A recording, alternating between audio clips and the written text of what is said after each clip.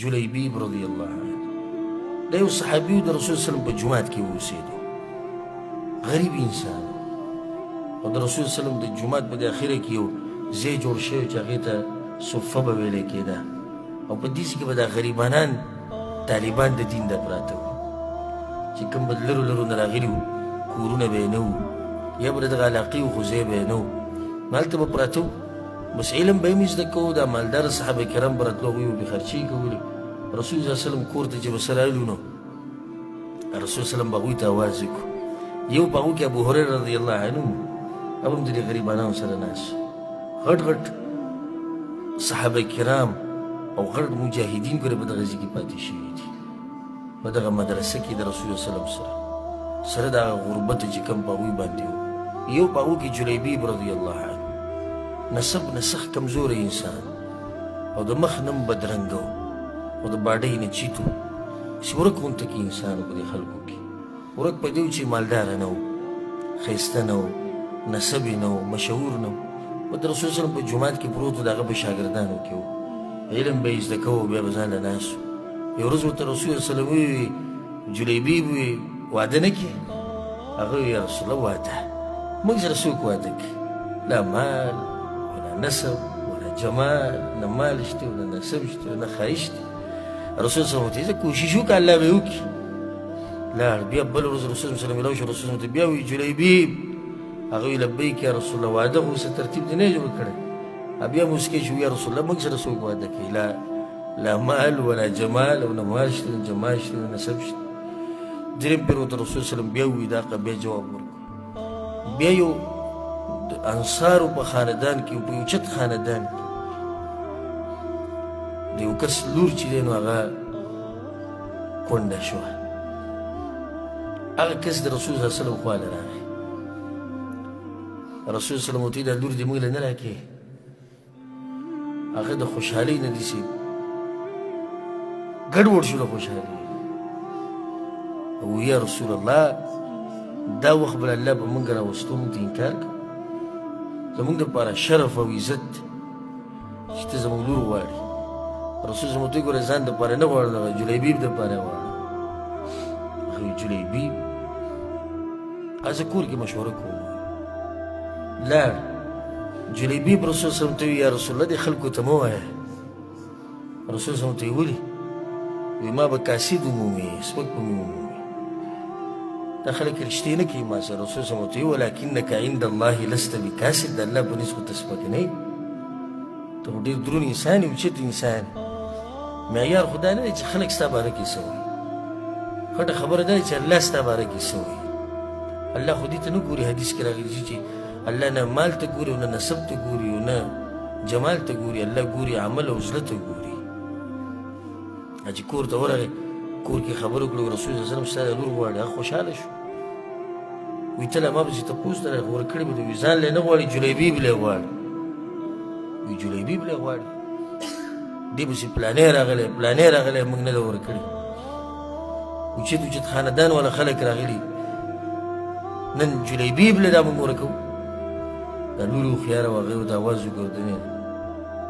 وایي څوک ما غواړي د جلیبیب دپاره وایي پیغمبر صلی الله علیه وسلم نه وایي پیغمبر خو ما نشي ضایع کولی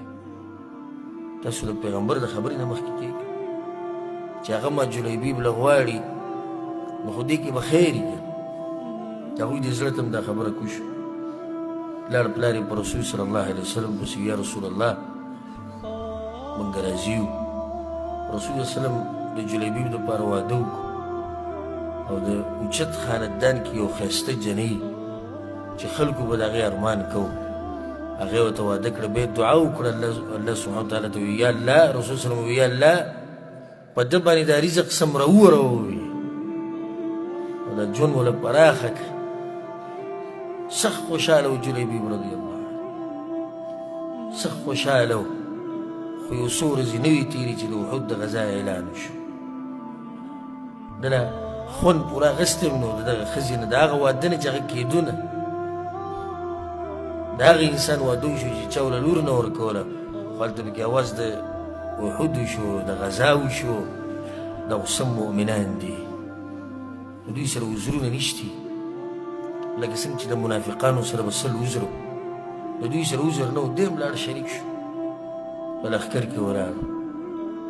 وی کله چې دا احد دا غذا ختمه شو رسول سلم تپوس وکړو هل تفقدون من احد څوک خو ورک نه دی ګندې ملګرو کې ملګري وګرځي صحابه کرام بعض پکې شهیدان و بعض زخمیان و یا رسول الله پلانې زخمي دی پلانې مړ دی هغه ویل یا رسول الله پلانې نشتي پلانې نشتي پلانې نشتي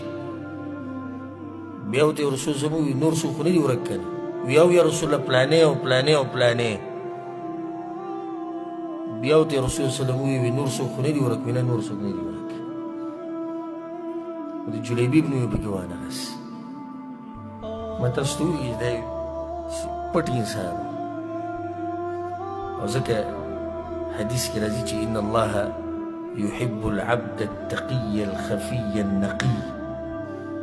د الله تقوادار انسان خوښي چې زړه پاک وي او داسې ورک غوندې کړي چا ته خپل عبادتونه نه راښکاره کوي نه چا ته دا خبره ښیي چې زه اوچت تقوادار یم او زه دا کوم داسې ورک غوندې کړي معامله یې ټوله د الله سره د جلیبي معامله د الله سره دوی دې خبرو هم نه دي هغه د الله په لار کې ځان خاورې کړی دوی دې خبرو هم نه دي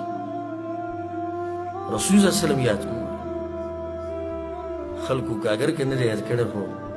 اشرف المخلوقات سید الاولین والآخرین هغه یې تذکره وکړه ولکني افقد جلیبیبه جلیبیب نشتي وی دې ټولو کې دې ته د جلیبیب رضی الله عنه هم یاد وګرځئ پسې کوم ځای کې هغه وایي چې دوی پسې وګرځېدو وایي د احد د میدان نه بهر ولګي رسول صلی الله علیه وسلم ته اواز وکړو یا رسول الله دی وایي چې کله پیغمبر صلی الله علیه وسلم ورغی فوجده إلى جنب 7 قد قتلهم ثم قتلوه نو ده په خوا کې اووه کافران مرداران پراته وو رسول الله صلی الله علیه وسلم راغی او د ده د جسم سره خوا کې ودرېدو او بسترو کې اوښکې راغلې او دا ویې قتل 7 ثم قتلوه اووه کسان یې مردار کړي دي وي بیا یې دی وژلی دی وي هذا مني وانا من دې زما نه دی او زه د ده نه یم هذا مني وانا من دې زما نه دی او زه د ده نه یم صحابه کرام وی فوضعه على ساعديه هر سړي خپل مړی راوچت کړی و هر سړي خپل خپلوان راوچت کړي و کوم چې شهیدان شوي چا په کټ کې چا په څه کې او جلیبیب رضی الله عنه د رسول الله وسلم په دې زنګنانو هغه ته پروت